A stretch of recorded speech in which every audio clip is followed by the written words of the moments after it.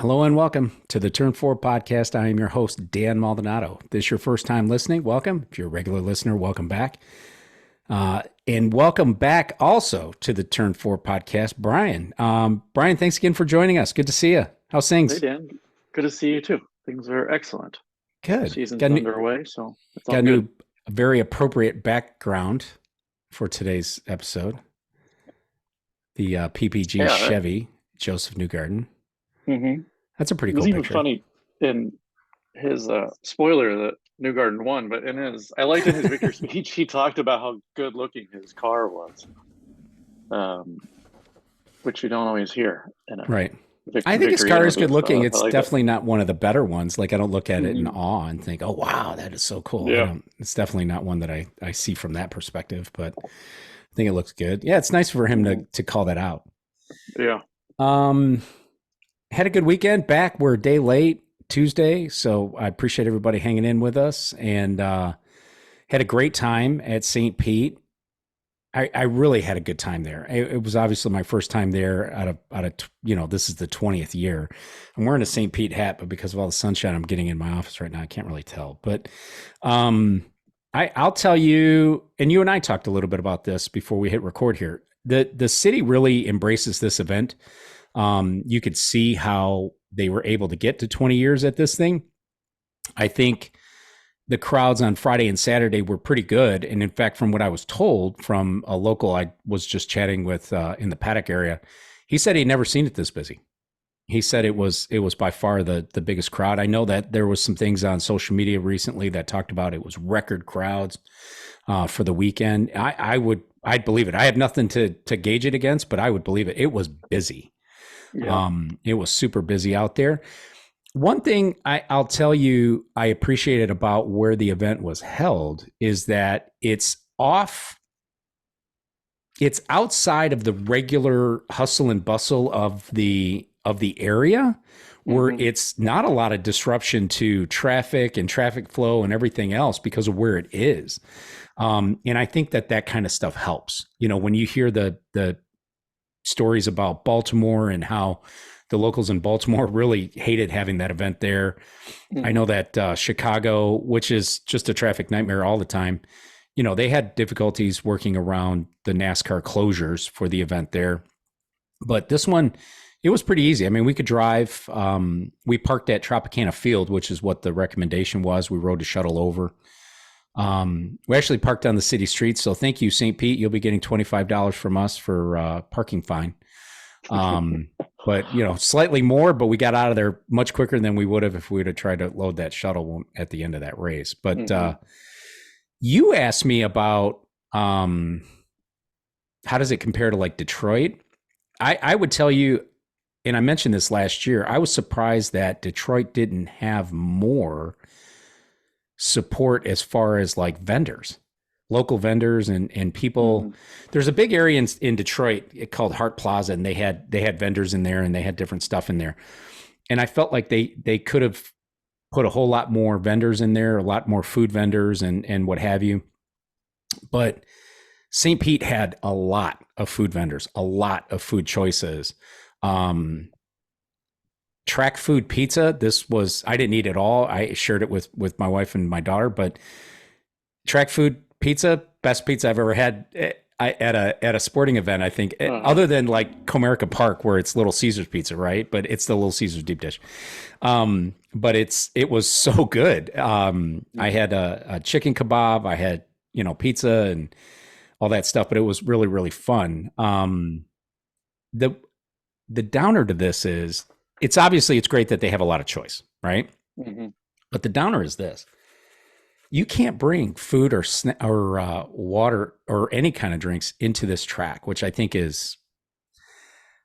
that's a miss, right? I Yeah. mean, you've been to races, you take snacks Hmm. and you take drinks or whatever else it is, haven't you? Don't you normally? Yeah, I mean, I guess I'm not surprised because where else, uh, how many other mainline sporting events can you bring your own That's anything absolutely true. into without even Yep. just like, the Yeah. tiny little clear backpack is all Right. you get. You can't even bring, a water bottle Yep. in.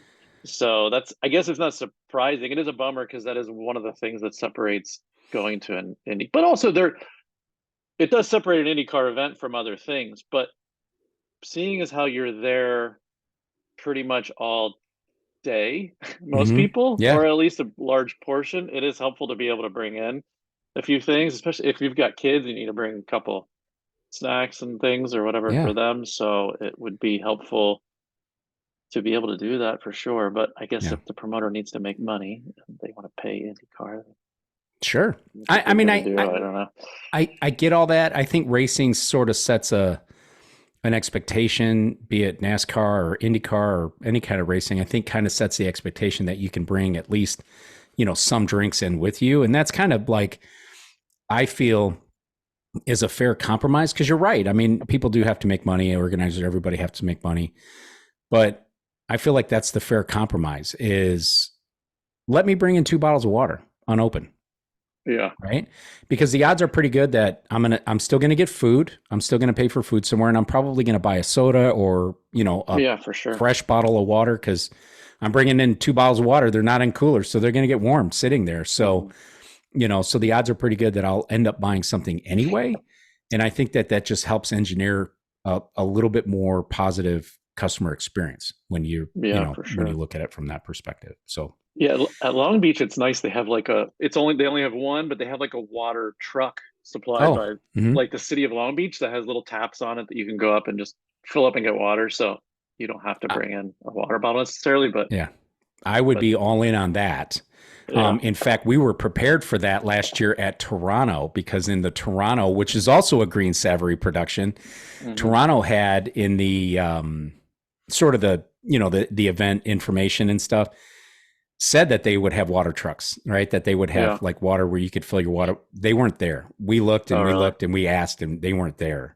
Yeah. And there was nothing at St. Pete for anything like that, which I was surprised at because I would have Hmm. brought in, look, this is the one I got around the house. I got a smaller one Yeah. too, but I would have brought in an aqua flask or hydro flask or something like that to fill up with my Hmm. own water. I definitely would have done that. So, but It's a it safety didn't thing. change things. It just, like I said, it just, engineering the customer experience. I think in some ways Hmm. that's one of those things that can bum me out. In the lead up to this race, I think there's almost too many storylines to try to limit the focus over the course of the weekend. And, just a few examples, of course, is, Ganassi moving to 5 cars, Andretti moved to 3, contracting to 3. Coin practically announcing at the weekend, who would be driving for them. And even then, it's sort of a odd situation there. Callum in for Malukas, which we knew about for a couple of weeks, or kind of thought we knew about going into for a couple of weeks. So total driver turnover at Shank, Grosjean at Juncos, Penske underperformed according to their standard last year. So I'll say now that I'm going to miss something in this podcast, but Hmm. that's what our social media channels are for.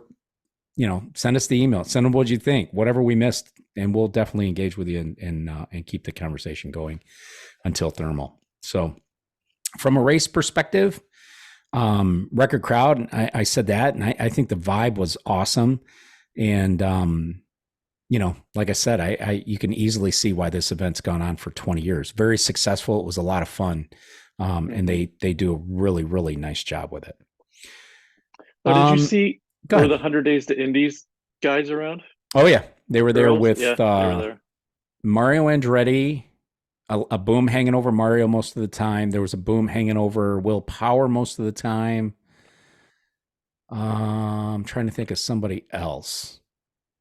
Those are the two that kind of Yeah. come to mind. But yeah, they were there. You could see that they were there, and I remember the Will Power one in particular because Will was in the press conference and one of the post session pressers, and he was in and they were there. Oh, yeah. Video, recording his statements and everything else. So Hmm. I think he did it. You'll definitely see that. Obviously, that'll be an ongoing thing until that hits. Hmm. As we did last year, we did a Power Four plus one. Power Four being in order, team order of finish, from and that's what we're going to do this year. And then Brian and I are going to pick our own Power Fifth, and So starting off with Team Penske, first place, third and fourth, Newgarden, um, Scotty Mack, and Will Power. 30th win of Newgarden's career, which breaks a tie with Rick Mears on the all-time win list. He's now 13th on that list. Said he didn't feel like the win was easy, but he was comfortable in the car. Newgarden also went on to say that the first, third, and fourth place finishes from the team is encouraging for the season. Brian, what'd you think? That win Um, from Joseph? I think it looked pretty easy on television anyway. He Yeah, it didn't did. seem It to did. Look at struggle yeah. much, Yep. and it seemed like he knew it because it didn't seem like he either spoke or drove in a way like after the pit stop sort of slow up. He wasn't like panicking, like he knew he'd get Yeah. right back to the front. It seemed like, and it yeah, felt like it seemed pretty easy for him watching anyway. So Yeah. The pit stop thing was kind of a surprise to me because you don't normally see, Penske having issues in pits, but it looked to me like it was a mhm, fuel issue. They were having trouble getting the fuel yeah, connected, and that slowed him down. But like you said, it was pretty easy for him to get back up to the front. That wasn't even a question. yeah, Scotty Mack finished third. He went ninth to third, which is a huge undertaking in a track that, or I should say, in a race that was really largely fuel saving, and it was fuel saving right from the beginning. You could see from all the onboards, and I was sitting in the media center watching this, and you could see from all the onboards that there was a lot of lift and coast. There was a lot of lift and coast. So being able to go from drive from ninth to third is really amazing. And in that press conference, what Scotty Mack said was, he wasn't sure what he was going to do to try to get around Pato because he had, Will breathing down his neck. Is exactly what he said in the closing laps. mhm, Um, said he couldn't press for anything to get around Pato. If he'd have pressed too hard, that could have opened a spot for Will, and Will, yeah, being in a great car. Fourth place for Power, looked positive in the post race interview on Peacock. I think he knows he's in a good car. I think he knows that Chevy's made huge gains this year. So Will Power will take it. He's trying to do the Dixon approach to everything. Take what you mhm. can. So how'd you see it? Um, I would have loved for Willpower to be able to get around Scott or Pato. I would have liked to see what he kind of had. I don't think he would have had it for Newgarden, but it would have been fun as a 1, 2, 3, Yeah, I I guess. was rooting for a 1, 2, 3. I thought that would have been cool. Yeah. Yeah, And although the Joseph winning and dominating was not super exciting to watch, it would have been exciting to see a sweep there. But um, yeah, I guess so. I don't entirely see it as a Chevy dominance, but I guess if they're saying it is, they know what it feels like more than I do, obviously. I was just wondering, is it more of a Penske dominance than a Chevy dominance at this point? Um, because right after them are fifth Honda, sixth Honda, seventh Honda, mm-hmm. ninth Honda.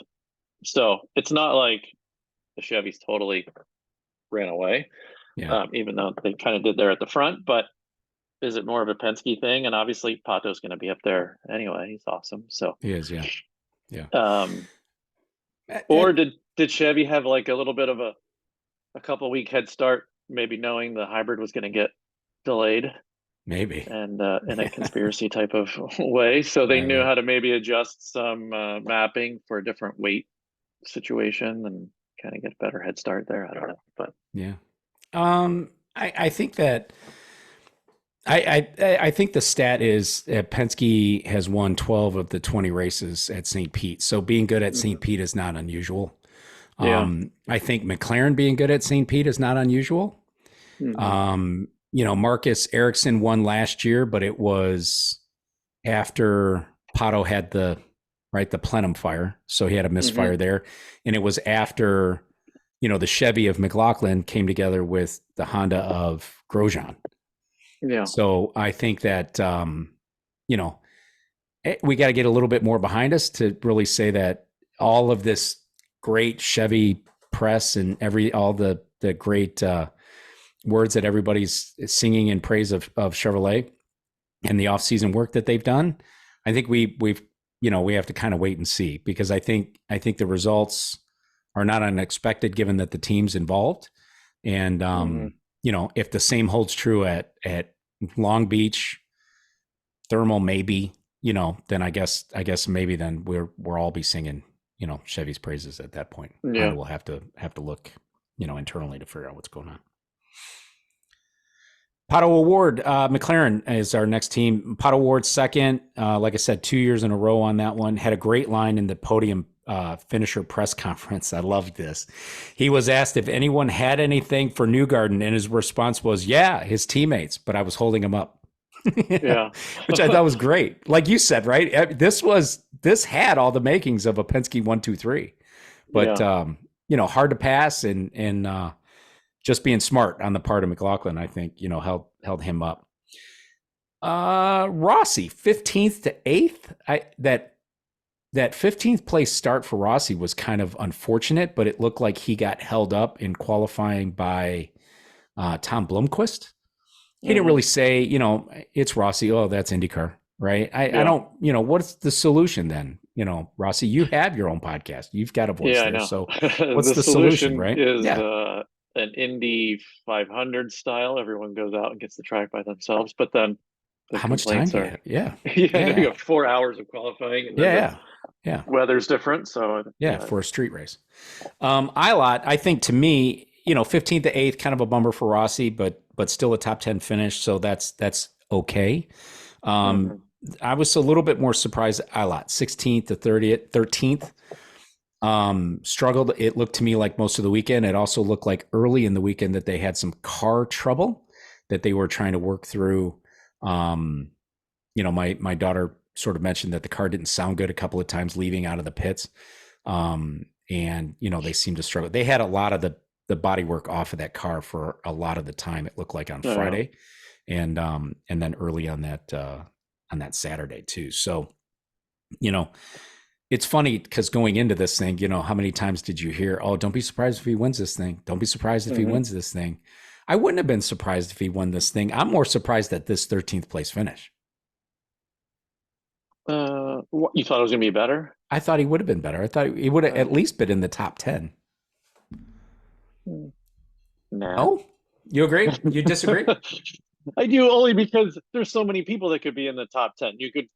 That's true for that, You get right? three Yeah. Penske's, you could have three of the Three McLarens. Ganassi's, you Yeah. could have three Andretti's could all be there. Then you could throw in, we'll get to Meyer Shank. They did pretty Yeah. well. You throw in uh, another car or two from someplace else, and you're Yeah. outside the top 10 pretty easily. So, Very easily.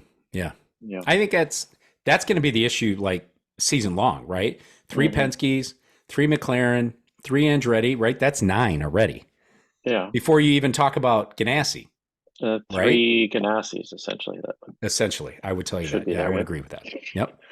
I would agree with So that. there's 12. So, Yeah. yeah. So finishing inside the top 12 is an achievement, maybe. Hmm. Maybe that should be the expectation. Yeah, I think so. Yeah. Nevertheless, I think we'll see McLaren. I think McLaren will definitely be picking up some gains this year. I think that's what we'll look at and we'll look for. But great result by Pato, but not unsurprising. I think Yeah. Rossi has to qualify better. I think that's part of that. I think he's got to qualify better. We'll see what Malukas has got for that car, which I think Hmm. is notorious to handle. So moving on, Andretti. Herta 5th place. Kirkwood finished 12th from an 18th place starting position, and then Marcus Ericsson 25th out with mechanical. Marcus and Colton got more out of qualifying than Kirkwood did, having qualified 5th and 4th respectively. I was surprised at Kirkwood's poor qualifying effort. Not surprised out of a 5th and 4th out of Marcus and Colton. Hmm.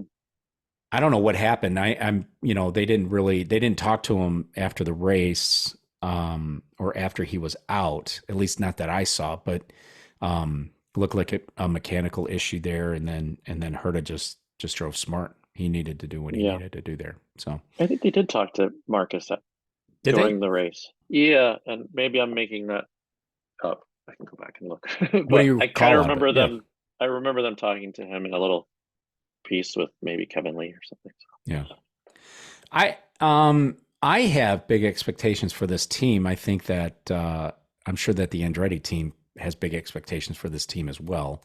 All paid drivers, they contracted from 4 teams to 3. Hmm. They have Craig Hampson that's coming in sometime in April, which should be a huge boost to their engineering department, and hopefully getting things together. You keep who you need to keep, and you're going to keep the top people when you're contracting Yeah. your teams like that. So I would tell you that big expectations there. I told you I saw Marcus Ericsson's parents, who I Yes. assume were Marcus Ericsson's parents in the paddock area. They were getting themselves this amazing pizza. Hmm. But they were a very attractive Swedish couple with the accent, and they were wearing like what looked like bespoke, Marcus Ericsson Uh, shirts, and were dressed really nice, and they were very, very sweet people. And I wanted to sort of stop them, but I didn't get a chance to get over and grab them. It was pretty crowded. And yeah. then I thought, well, if I do, I don't know what the hell I'm going to say to them if I do catch them. But it was really, really nice to see. Hmm. And like, you and I were texting back and forth. It's great to see that level of support from home. Yeah. I don't think you're ever too adult to, want to have like the adulation and of your parents. I think Yeah. you always want to make your parents proud, and I think you always want to hear that your parents are proud of you. So it's always good when you see that. We see Renus VK's dad around in the paddock area a lot. We see Pelot's dad in the paddock Hmm. area a lot as well. And I mean, these guys are reasonably successful in their Yeah. careers. I mean, VK might be underperforming a little bit, but I wouldn't put all that on VK. So I did see VK's dad, by the way, a couple of times, and he wears this VK shirt, this Renus VK shirt that I don't think you can buy. It's Yeah. and I told him, I said, dude, you need to sell me that shirt. So I told him. But he was a super nice guy. Renus's mom was there too. But Mhm. yeah, it was good to see all By that. the way, this is like the best thing about IndyCar, I think.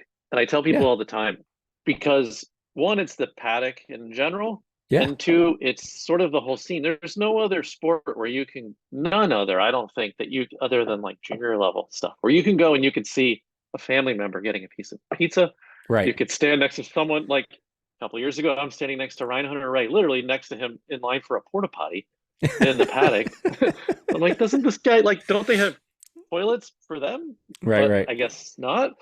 It was, probably just ownership at that point that get Yeah. private toilets. But it's remarkable the access and just kind of that close feel to everything, and you get to see like how people are going about their daily lives and work there. It's a remarkable experience that you can't get anywhere Right. else. You don't get Oh, to I go into the locker room essentially in an yeah. NBA game or whatever. So Yeah, totally that's agree. pretty cool. Totally I love agree. that stuff. It makes it different. My wife and daughter were there, and they were on a mission. I think the only part of this mission where we kind of fell a little short, my wife was she did not see James Hinchcliffe this past weekend at all, and she was Hmm. who she was looking for. So she got Alexander Rossi to sign her jersey. I got her an Alexander Rossi jersey this year for Christmas. She got that signed. My daughter was on a mission to take down Pato Award. She got a picture with him. She got him to Oh yeah. sign her hat. She didn't sign the jersey yet because she wanted to wash it and bring it back. So we'll be back at Barber hunting down Pato Award for that. But Hmm. they were great sports. I think Award works the crowd better than anybody I've seen in a Yeah. long time. And Rossi's pain. These are my words. I apologize. I don't know him personally, but he feels painfully shy to me. He's very, very introverted, Yeah. and I think he puts in a good effort with it. And Hmm. they're working, right? Like you said, you can't go Yeah. into an NBA locker room to get a picture and No. an autograph and all Yeah. that I don't stuff. even But mean like expecting them to yeah, meet, sign autographs, take pictures. yeah, Just the fact that you could be 3 feet from them while they're yes, talking to an engineer or yeah, crew chief or whatever, and you can see those things happening. Even people that go to the races that don't realize, depending on the race, it's an extra $20 or whatever to go into the paddock. Yeah. They walk right past it and don't know that that's right there. But it's pretty awesome. Yeah. Yeah. So you're right. It does make a difference. Rounding out our top four, Ganassi, to me, like I mentioned in the beginning, this was the talk of the weekend. They didn't seem talk of the weekend going to five cars, right? Hmm. And second, they didn't seem like they had a handle on this setup at all. I don't Yeah. know what was going on with them. Someone in the media center looked over at me and he goes, "They're not sandbagging. They're Yeah. lost." And I said, "There's no other way to look at that, right? I don't think that you can really judge what's going on there, um, other than they were. I don't unprepared is not the word for it, but they just were not in sync with this track and the track expectations like Hmm. you would expect from Ganassi. Still, nonetheless, if anybody can rise to the challenge, it certainly is Chip Ganassi Racing, and they'll prove us, I think, going forward. Maybe that is a Yeah. little bit of that Honda situation going on, but we'll see what happens there. Sixth place for Pelot, ninth place for Dixon, 14th for Simpson, and then it really falls from there. 23rd for Linus Lundqvist, 3 laps behind. 27th for Armstrong. He was out with contact. Turn 10. Hmm. What we were told in the media center was that the wind had changed from Friday and Saturday from a headwind to a tailwind, and Hmm. they believe that that's what was catching people off guard. McLaughlin mentioned it in the press room about the wind change, and even in the replays, you could see that even Dixon struggled a couple of times going into Hmm. that turn 10 section, just caught Marcus Ericsson out, and Lundqvist, he got booted right by Grosjean, so that necessitated a very long rear wing change. Yeah. Um, and that, of course, put him behind there. Simpson, top rookie, right? I mean, so good for him. I Yeah. think, good for him. I don't understand how Kevin Simpson's not driving the Ridgeline car because I think that's his parents' company or his family Hmm. company, but he was in the Journey car, what we like to my family, what we like to refer to as the Kraft macaroni and cheese car because it's that blue Yeah. and orangey yellow kind of like Kraft macaroni and cheese. But that's where he's at with that. So I guess good for him. Hey, good finish, top rookie. Yeah. Good for him. Pelot, started 13th, completely lost in qualifying on that one. Shocker, right? First one out. And then Dixon being able to, just kind of maintain at, ninth places, which is where he started. Hmm. That's how you win championships, right? You Yeah. take everything you can get. And I think that's where Pelot and Dixon will definitely always be in this discussion for championship this year. Hmm. Pelot might have gotten away. I want to hear your thoughts with puncturing Lundgaard's right Yeah. rear in the opening of this race. I didn't see a lot of replay on that, and I didn't hear a lot of dialogue on that. How did you see it? They didn't show much of it either. Didn't seem a whole lot different than Grosjean, perhaps. Yeah, a little less Um, egregious, right? I mean, he little didn't. bit, Yeah, yeah. he And didn't just spin because him. it's one's in this at the start, um, so one's in a little bit more of a hectic Yeah. situation. So, and it's also Alex Palou, not Grosjean. So, So you think there's a Mahomes effect in IndyCar? yeah, Like for there's a sure. Michael Jordan effect in IndyCar? There You has think to be a little bit. Yeah. stars get favorable calls? Not just stars because Grosjean's a star, but if you've got a True. reputation but I like Grosjean's his interview about it was pretty awesome where his perspective was just that he was being too conservative, was that he Right. was holding back too much and that put him in that position Yeah. and that if he would have been more aggressive, maybe it would have gone differently. But no, I mean, yeah, I mean some are like saying, right, this might be Pillow and Dixon's worst finish of the year at sixth and ninth. Yeah. It And could very well be. Yeah. they could go on from there. But the Kevin Simpson thing is interesting. Lundqvist is still my pick for rookie of the year for sure. Yep. Um, and then that's obviously fuel and kind of track position has a lot to do with it. But he had the second fastest lap of the race, right? So, um, is it a Honda? issue. He's still going pretty quick. And before Lundqvist got knocked out, he was pretty fast too. So, Yeah, he was. um, but yeah, I mean, all the trash people talk about Kiffin Simpson. I remember on Connor Daly talking about on his podcast about him showing up to a sports car race, and he's like, "Yeah, pretty much if there's a seat that you could pay to be in, he'll be there." Oh, And wow. I didn't hear that. he Wow. was straight up about him. Yeah, So people don't shy away from kind of being critical of him buying the ride, and yet right. he did pretty well. So He did. happy, You know, he happy for did. him. 23rd to 14th, kept his nose clean, stay out of the mess, and he did pretty well. Yeah. Um, Going on to my power fifth team, and I think we're along the same lines here, but I'm curious to hear your thoughts. Hmm. Meyer Shank, I think it's the Yeah. obvious choice. They do fall right in line, with Felix finishing seventh from his second place starting position. But in one race, they created a lot of very positive light for themselves. After a couple of years, I think were pretty dark seasons. Hmm. I would tell you that this finish for Felix puts him right in the middle of the remaining Andretti quasi teammates. Hmm. And that's how I've always looked at Schenk as part of like an extension of the Andretti teammates there. I Yeah. know that Michael Schenk has talked a lot about, resources and looking at things differently in the team and sharpening up what they needed to sharpen up and making positive changes to structure. He's even coming off of the strategy, and he's looking for that. So I think I feel strongly we're going to see a lot of Felix this year, as we talked about in the opening of this. Where does a team like Schenk fit into nine and Penske's and McLaren's and Ganassi's, right? Hmm. Where does he fit? We'll see. And I think I don't want to forget to mention that Felix has one of the lesser finishing records, and I think the fact that he was able to finish seventh from his second place starting position is a win in a lot of ways, Yeah. because we've seen him throw it away. We've seen him do try to push and do some things that weren't great, take him completely out of the race that he did not do. So I think, Yeah. getting to the finish there, I think was definitely a win. I think it makes a lot of sense.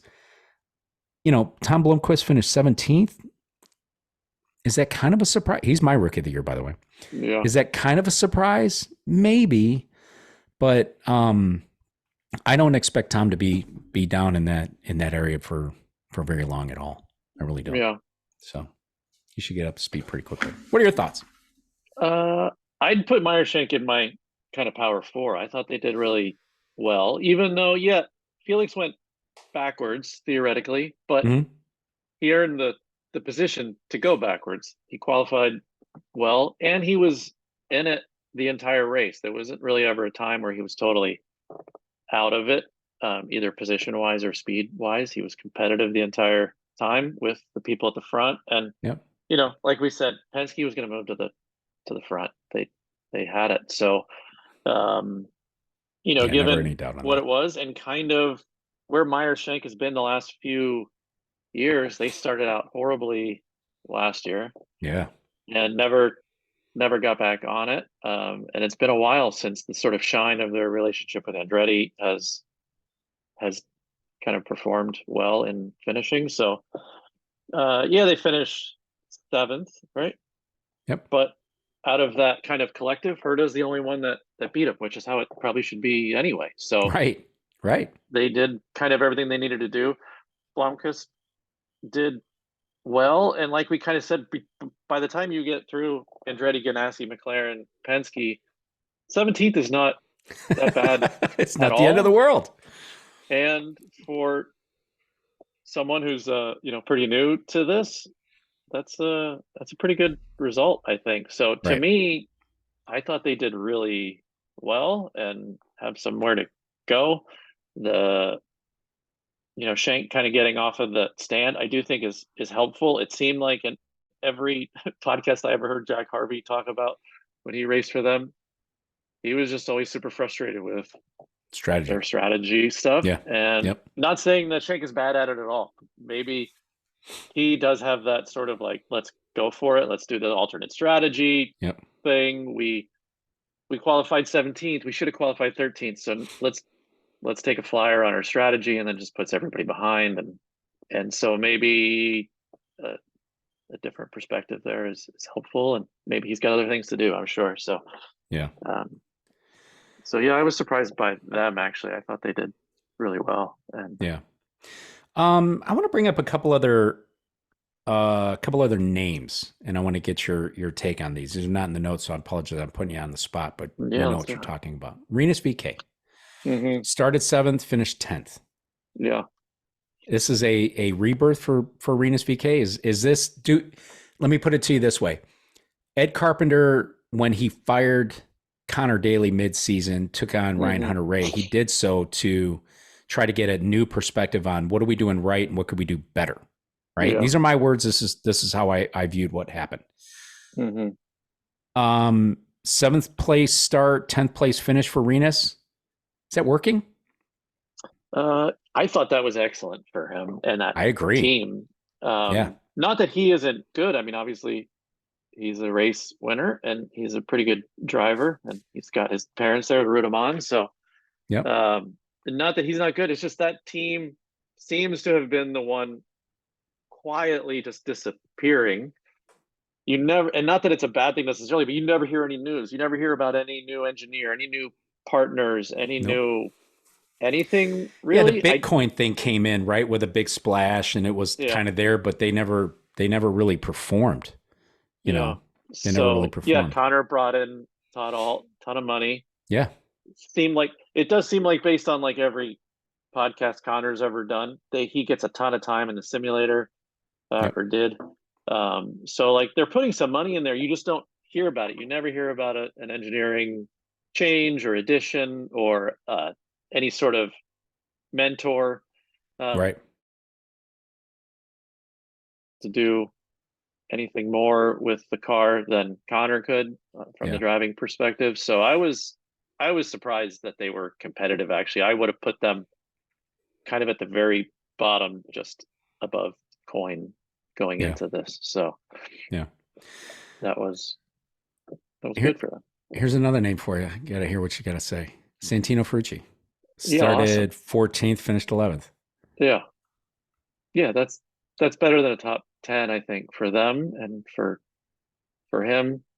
So yeah, no, I thought that was a well done Yeah. performance for them given the circumstances. Yeah. I think I might have been a little hard on his teammate Stingray Robb in the very beginning. Maybe he was suffering some brake problems to begin with because he was hmm dropping to the back of this Yeah. field, and he was already in 24th to begin with. But he finished 26th. He did have that brake issue. He was off course, but Yeah. um, we'll see. I think Santino starting 14th, Stingray starting 24th. Right. It makes me wonder. Yeah. I have to look at this team this way. I apologize. It's no other reason other than Penske technical support and, the team by all accounts, more investment in this team than they've ever had in the past. So, Yeah. you kind of have to look at it. Yeah. So, it'd be interesting to see from there. And let me give you one more. Ray Hall, Letterman, Lanigan. hmm Right. So we've Uh, got Graham started 22nd, finished 16th. I almost said Jack Harvey. Christian yeah. Lundgaard started 12th, finished 20th. hmm We know he got booted by Palou. And then I'm missing Pietro Fittipaldi. 26th starting, finished 15th. So one ahead of his teammate Ray Hall. What do you think? Yeah. So he did well, I but think he did I guess okay. um, Fittipaldi. Yeah, I think he did okay. Yeah. Yeah, it's a good run for. He beat out Graham.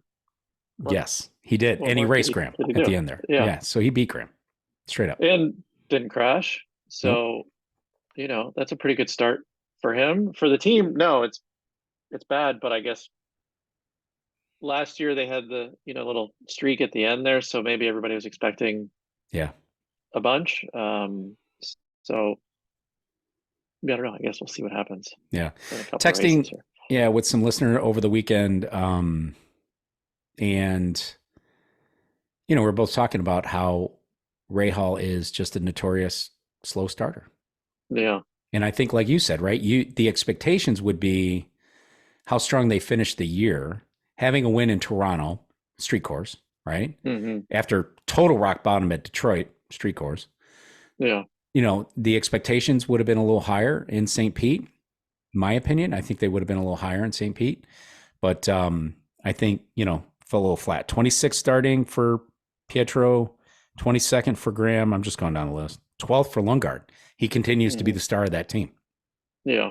They're going to pay him a ton of money to keep him there because if McLaren comes knocking, or Penske, or somebody else comes knocking, I don't know why you wouldn't. I don't know why you wouldn't look at it. Yeah. I think he wants out too. Maybe, yeah, But it's maybe. hard to tell. His mannerisms are Mhm. are so Blase, uh, right? Like real, just kind of. He's yeah, it's neither hard. super super high. He's neither super super low either. He's just pretty right in the middle, Yeah. which I think is okay. I don't think you Yeah. want anybody too fiery, right? Because I think that just Yeah. turns into a It mess. just That seems hurts like he has everything. very high expectations of his team Yeah, and his car. Um, so when those things don't happen, you can tell he's not happy about it. So right. given the Um, opportunity to go to a better car, I think he would take it. yeah. And I'm not saying I know anything because I certainly don't.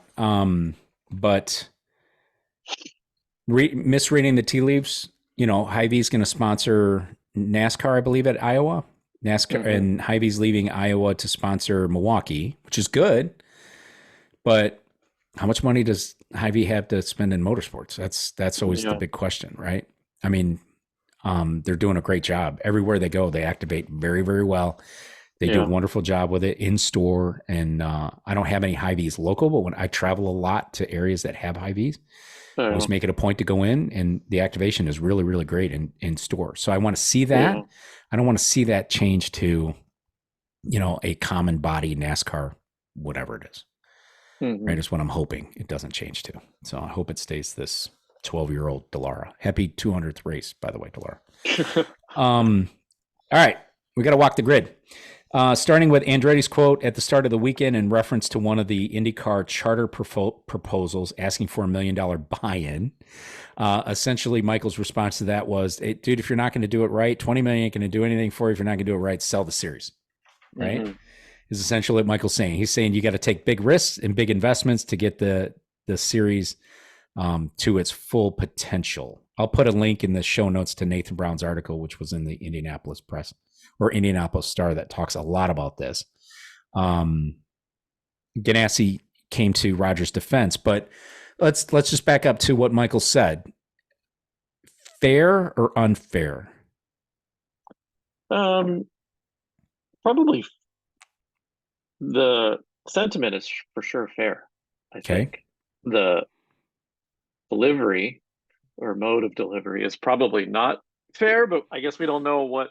Maybe he's had a private conversation with Roger 10 Yeah. times about this.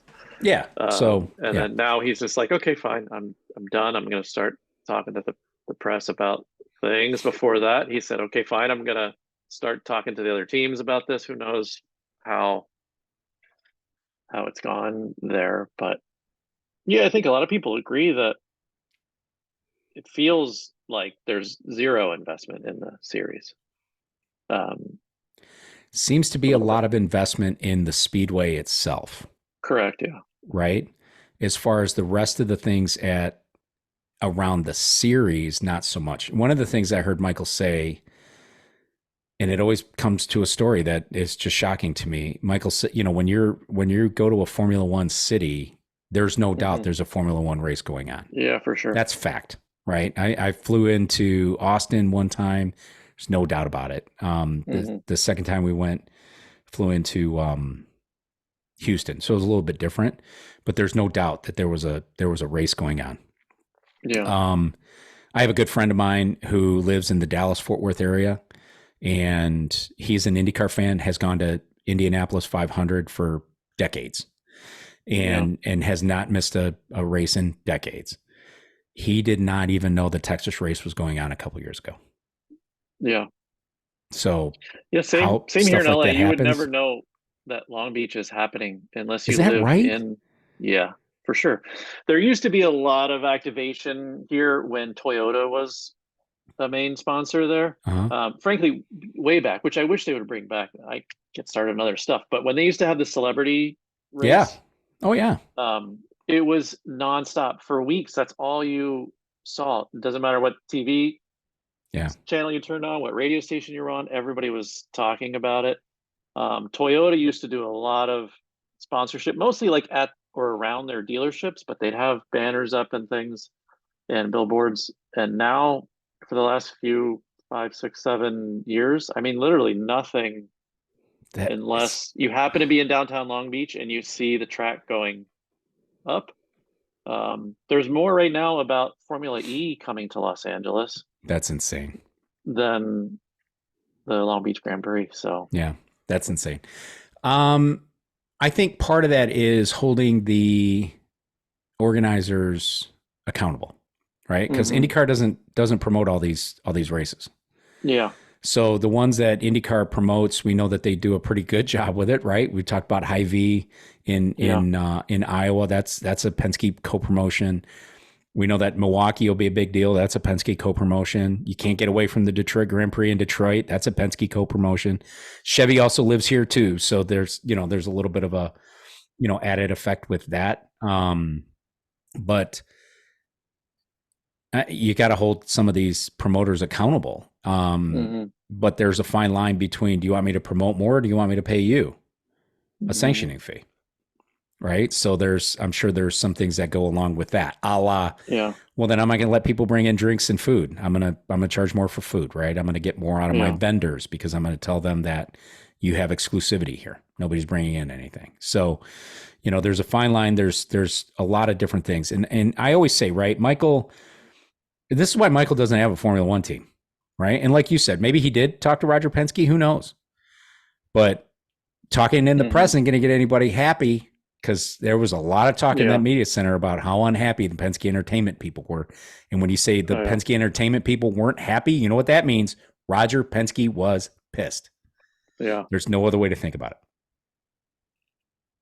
Yeah, see, Marshall's article made it sound like they were all happy with the owner's feedback and that they were going to implement some sort of plan, right, where they're going to What else are you have going to these say? meetings with teams of different sizes and Right? that sort of Yeah. thing. So, What else are you going to say? I know that yeah. Penske Entertainment reached out to Zach Brown, um, Dan Taurus, who's the money behind Andretti, and then hmm Mr. Shank. I don't know his first name, but the Shank and Meyer Shank, as more of a select group to talk about these types of situations, the promotion of the races, being able to make them a little bit bigger. So I'm curious to see what they all happen. Look, Taurus is a billionaire. Shank did pretty well with, or I'm sorry, Meyer did very well with Sirius Jim XM, Meyer. Jim Meyer. Yeah. And, Zach Brown is Zach Brown. He gets to see both sides of the equation. He gets to come to the very quiet, family oriented, IndyCar races from the very corporate, big glitz and glamour of F1 races. So, we'll hmm get to see what happens there. Um, I, I hesitate to put this in here. There was a lot of questions from the media to Penske drivers who we saw throughout the weekend in the press room about,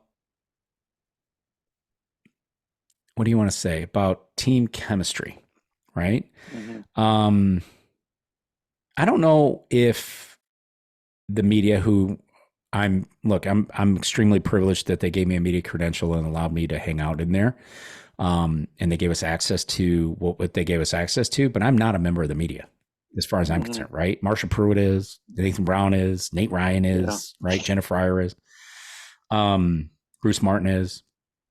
But there was a lot of questions about chemistry and things like that. So it makes me wonder is the media who are plugged into this series aware of something, or are they hmm trying to make something?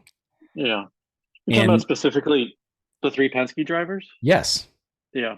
yeah. And I just find it interesting. I don't know where I want to go with this. And like I said, I hesitate to put this in here, but I just think it's interesting that it keeps coming up, right? Why the Yeah. questions keep coming up.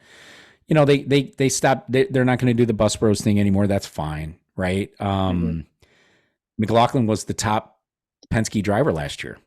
Has Yeah. made no bones about the fact that he wants to be the top Penske driver this year. Will Yeah. Power, Willpower does his own business, goes about his Yeah, business. He knows what he's doing. He's very professional, very good at it. He's changed his approach a couple of years ago, and it's working. yeah, Had some off track situations, rightly so, last year that he had to deal with. And Newgarden has talked about, and that leads me into my next point, but I want to hear your take. Newgarden's talked about having to, simplify things in his life. So, you think there's anything there, or do you think this is just Mita trying to find something there? I don't think so. I mean, there's probably both in that, or I would think it would be both. None of the thing. He doesn't need those other two guys. He Right. goes to work, he does his job, he does it well, and he has kind of a different life situation. He's got a wife and kids, and he's a little bit older and more settled in. Yeah. And it's funny, like when he talks, one podcast he did a long time ago with Marshall Pruitt, where he was like talking about younger drivers and people talking about like, oh, they're so busy doing this and doing that. And he's like, our job is so easy. Like it's not as busy as some people make it seem. Right. He's like, some of us may get more busy than others, but we work out and we train and we meet with our team and whatever. But compared to a regular job, it's not so bad. But and it always felt like the Bus Bros thing, even though I watched every episode with my So did I. kids, they love it. It did feel a little forced in that Joseph just does feel like he's both having a really good time and super uncomfortable at the exact same time. Like He said during the press conference he's an introvert, yeah. and it's a struggle for him. So, could be And bad. I love McLaughlin. Like he So do seems I. like obviously he's the kind of guy, him and Connor Daly are the two guys you want to go party with. Legit, normal, probably fun guy to hang out with. But the Yeah. fact that he's good, probably, Joseph loves him perhaps, but also hates the fact that he's First guy he wants to competitive with beat. him. Yep. Yeah.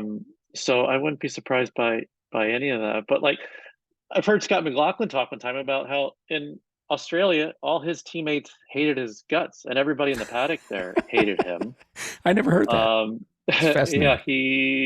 I'll have to think about which podcast I heard him talking on that about. But yeah, he just talked about how sort of cutthroat it was, and even though they were doing well, it wasn't fun really for him, like around the track so much because he was not liked. Yeah. Um, so it feels like he's liked a lot around the IndyCar paddock, I but agree. Yeah. maybe at the team when they show up to work, I'm sure they're all friendly and cordial and helpful as they can be. But yeah, like we were kind of talking earlier, that I heard that those guys all have the same contract, perhaps, where they get paid a base salary to their performance. So Yeah. they might be extra competitive too that way, and that might Could be. affect their relationships too. Yeah. So there was a little bit of instability there. What you were saying So we was should know, I guess. the Penske guys are all paid the base, a like base salary, according to a podcast that you heard recently. And it's performance based incentives, right? That's where they make their money. That wouldn't surprise me. Necessarily, I didn't hear that. It wouldn't surprise me, but I think that also makes it you want to compete even harder against your teammate, right? So Yeah. be the first among equals. I'll move on here, and then we can wrap this thing up. So also the media keyed in on the comment from Joseph about he was enjoying himself again, right? And thankfully he got a chance to discuss that a bit further in the post-race interview with him. And really where it comes down to is this win or bust mentality of his, right? Either I'm going to win this race or this was an abject failure. And he recognizes that's unsustainable, right? He's trying to find the positives and getting the best out of the weekend. He made a statement that I really liked, and I wrote it down because I loved it. He said, if you're fortunate enough to be here, you should enjoy it. Right. And I think that's where he has a little bit renewed perspective. I think that is going to help him mentally going forward. I think for this year, look, we say it all the time. Scott Dixon, Alex Palou, take what you can get. take what you can get, right? Take what you can get. Come, be ready to go for the next weekend. And I don't think that has been a Joseph Newgarden hallmark It in his hasn't, time racing an IndyCar. So, but it's also should help. perhaps totally irrelevant because he won. So You're right. Yeah. put him at 12th place and see how he Yeah. how he Yep. reacts to that, Yeah. and if, Yep. how he drives and how he Start and feels finish about it. 15th in Long Beach, and let's see how well that holds up. Yeah, So, yeah. So I agree with you there. Ryan, you got a beef? Give me your beef. I totally have a beef. We never heard, did you have a big deal this week? I did not. No. I'm gonna show you my beef of the week here. Let's see. There you go. This is my beef of the week. Is Peacock. I love Peacock. This is my statement. Or actually, I love that Peacock exists. I watch every race on Peacock. I watch every practice. I watch every qualifying. I love Peacock. I love using it. However, actually, well, there's a few things this week. One is like if you tune into a live broadcast on Peacock, it was a little different this year or last year than it was this year. And maybe they'll fix this. This might be a glitch, and it might have just been somehow on my iPad at the time. But like if I tuned into the live version of it, not the replay, but the live broadcast on Peacock, and say I tuned in 10 minutes late, I could not rewind. No. And last year it let me do that. Which is totally bizarre to me, right? It's streaming. Yeah. Yeah. So let me just scroll back there and then I'll catch up. I'll watch your ads or I'll watch the screen that says nothing on it for a few minutes. That's fine. Yeah. But this is the problem is when you go on to watch, and here's two instances of the same thing, and you start scrolling down and they show you thermal is upcoming, and then there's the race, but right below it, it shows you who won the race. Who won the race? Spoiler alert! Doesn't matter where you're at. As you come over here a little bit further, it just shows you, okay, award, he didn't win. So even if you don't read it, but then he just immediately talks about Newgarden and Penske.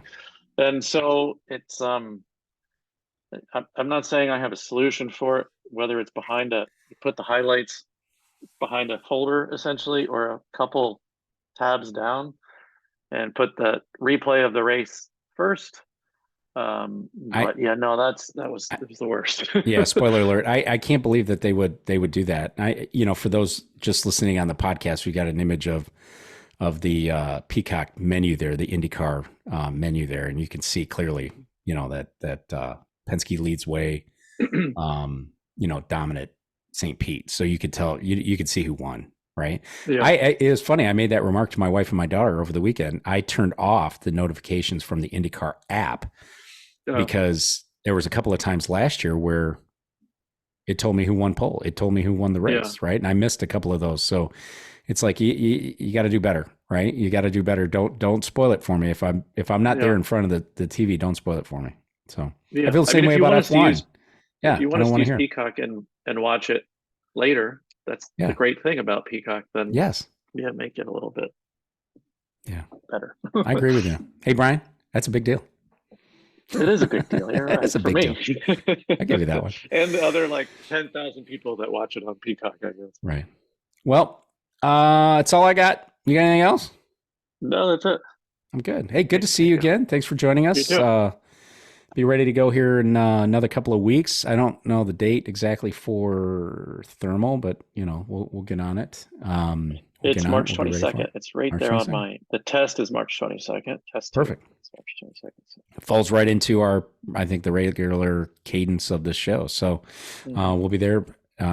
Take a peek at what's going on with that, and we'll bring you our thoughts afterwards. So thanks as always for listening. Be sure to engage with us on our social media channels. I have the links to the Nathan Brown article that I referenced in the show notes. And, send us your thoughts back. What did we miss? Always good to hear from everybody. Thanks so much for joining, and we'll see you in a couple weeks. All right, thank you.